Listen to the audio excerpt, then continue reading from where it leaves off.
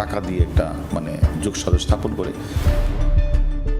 গেল 15 বছরে মিন্টু রোডে পুলিশের গোয়েন্দা বিভাগ ডিবি কার্যালয়ের অভ্যন্তরে গণমাধ্যমে প্রচারের জন্য যে শুটিংগুলো ধারণ করা হয়েছে এটি তার একটি।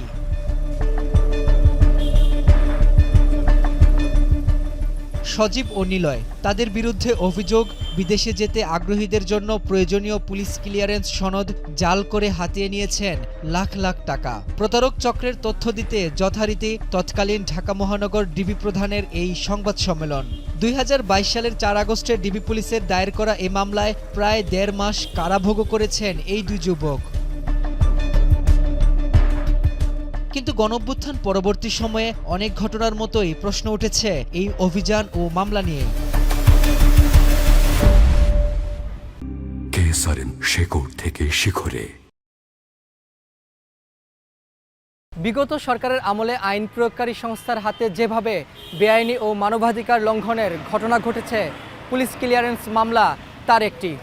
ভুক্তভোগীরা বলছেন, সাজানো এ মামলায় পুলিশের দেয়া সঠিক ছাড়পত্রকেই ভুয়া হিসেবে দেখিয়েছে পুলিশেরই আরেক সংস্থা ডিবি। এমনকি তদন্ত প্রতিবেদনেও কোনো প্রকার যাচাই বাছাই ছাড়া যুক্ত করা হয়েছে সাজানো অভিযান ও গ্রেপ্তারের তথ্য। এসব দাবির সত্যতা যাচাই করা প্রয়োজন।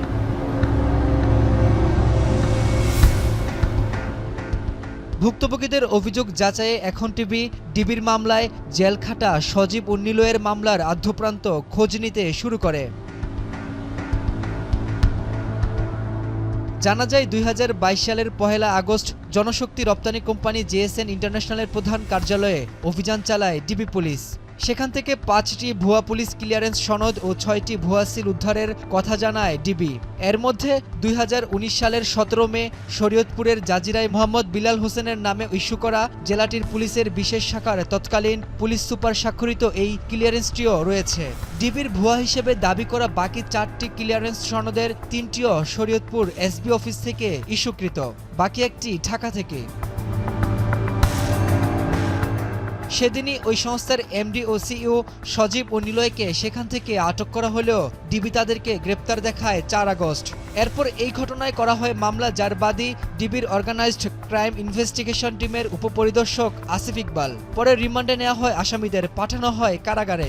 এর প্রায় 7 মাস পর এ মামলার তদন্ত প্রতিবেদন দাখিল করে গোয়েন্দা সংস্থাটির একই বিভাগের উপপরিদর্শক মোহাম্মদ আল আমিন মীর।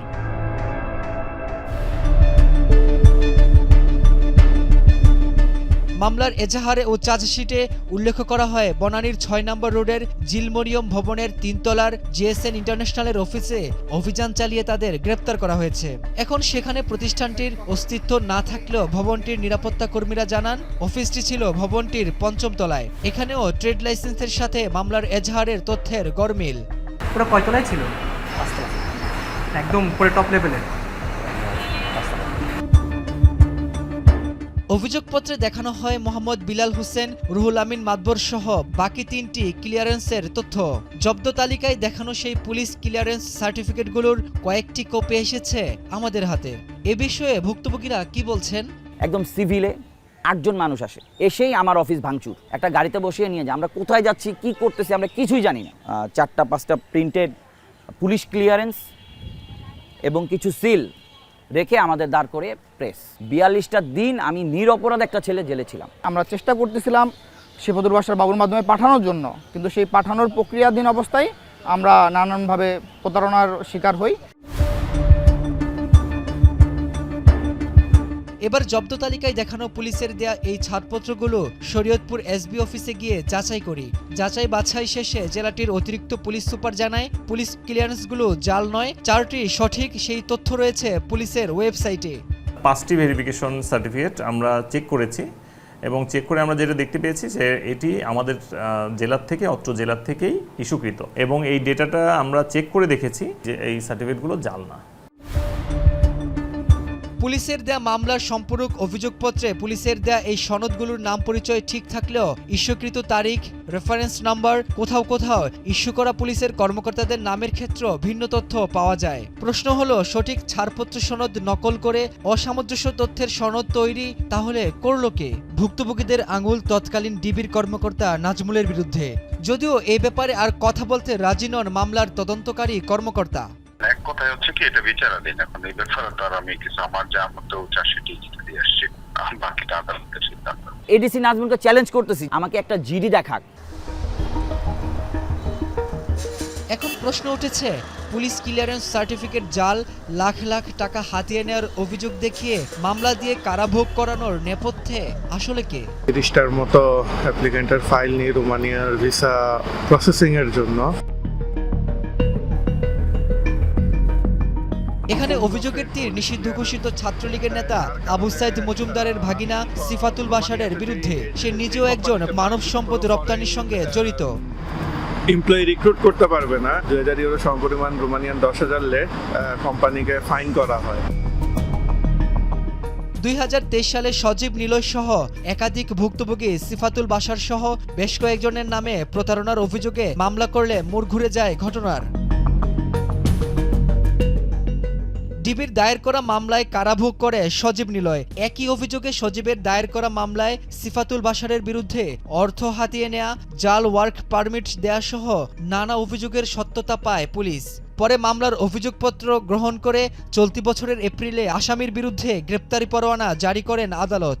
এই চক্রের বিরুদ্ধে মামলা করা এমন একাধিক ভুক্তভোগীর অভিযোগ, প্রতারণার শিকার হয়ে এখনও নানাভাবে হুমকি পেয়ে আসছেন তারা। স্বামী সিফাতুল বাশার বাবু, সে আমার স্কুল ফ্রেন্ড, তো বন্ধু মানুষ। আমি তো সবার কাছ থেকে 6-7-8 লাখ টাকা করে নেই, তোর 4-4.5 লাখ টাকার মধ্যে তোরটা হয়ে যাবে। আমরা ওর কাছে আমরা বলি যে আমরা যাব না, আমাদের টাকা ব্যাক করতে। এরপর থেকে শুরু হয় নানা ধরনের হুমকি, থ্রেট। এ ধরনের মামলায় ভুক্তভোগীদের জন্য আইন থাকলেও ক্ষতিপূরণ দেওয়ার নজির নেই। মামলা মিথ্যা প্রমাণিত হলে মানসিক সান্ত্বনা ছাড়া ভুক্তভোগীদের আর কিছু করার থাকে না বলে জানালেন সুপ্রিম কোর্টের আইনজীবী জ্যোতির্ময় বড়ুয়া। পুলিশ জানতো, জেনে শুনে তাদের বিরুদ্ধে এই পুলিশ ক্লিয়ারেন্স, ভুয়া পুলিশ ক্লিয়ারেন্স নিয়েছে বলছে।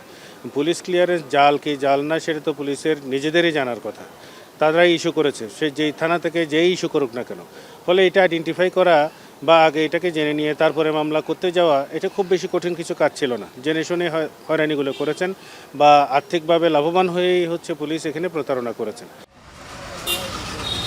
এমন পরিস্থিতিতে এসব মামলায় শেষ পর্যন্ত অভিযুক্ত পুলিশ কর্মকর্তাদের বিরুদ্ধে অভিযোগ প্রমাণিত হলে প্রতিকারের দিকে তাকিয়ে আছেন ভুক্তভোগীরা। রাব্বি হোসেন, এখন, ঢাকা।